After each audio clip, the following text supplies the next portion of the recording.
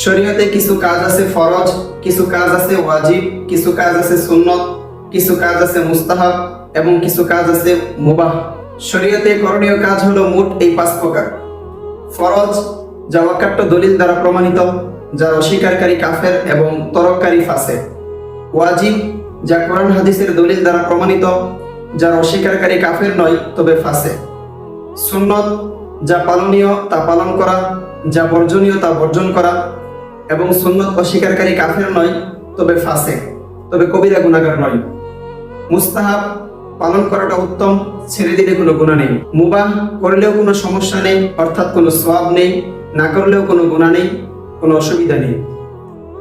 এই হলো শরীয়তের মোট 5টি বিধানের 5টি হুকুম। শরীয়তের এই 5টি বিধানের মধ্য থেকে একটি বিধান হলো ওয়াজিব। কুরবানি একটি ইবাদত।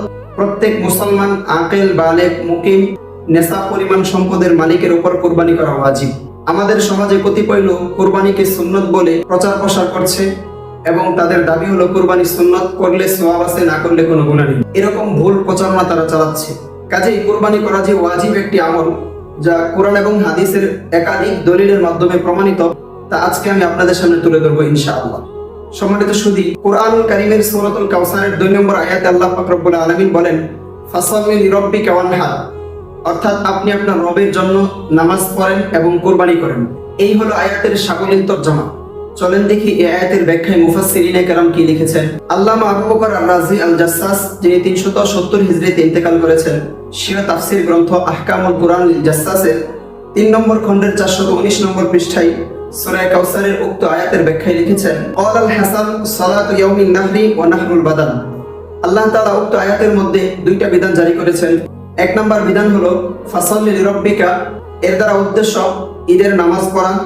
ওয়ানহার দ্বারা উদ্দেশ্য হলো নাহরুল বাদান, কুরবানির দিন কুরবানির পশু জবাই করা। ক্বালা আবু বকর হাযা তা'ওয়ীলু ইয়াতাদাম্মানু মা'নাইনি। ইমাম আবু বকর রাজি রাহমাতুল্লাহি আলাইহি বলেন, হযরত হাসান বসরি রাহমাতুল্লাহি আলাইহির উক্ত ব্যাখ্যা 2টি অর্থকে অন্তর্ভুক্ত করে। আহাদুহুমা ইজাবু সালাতিল আযহা, একটি হলো কুরবানির ঈদের নামাজ পড়া ওয়াজিব, ওয়াসসানি ওয়াজুবুল উদহিয়া, দ্বিতীয়টি হলো কুরবানি করা ওয়াজিব। এরপর আরেকটি তাফসীর গ্রন্থ কাজী সানাউল্লাহ পানিপতি রহমতুল্লাহি আলাইহি, যিনি 1225 হিজরিতে ইন্তেকাল করেছেন, তার বিখ্যাত তাফসীর তাফসীরে মাজহারির 10 নম্বর খণ্ডের 353 নম্বর পৃষ্ঠায় উল্লেখ করেছেন, ক্বালা ইকরিমাতু ওয়া আতা ওয়া কাতাদা ফাসাল্লি লিরাব্বিকা সালাতুল ঈদ ইয়াওমান নাহর ওয়া নাহরুন নুসুকি।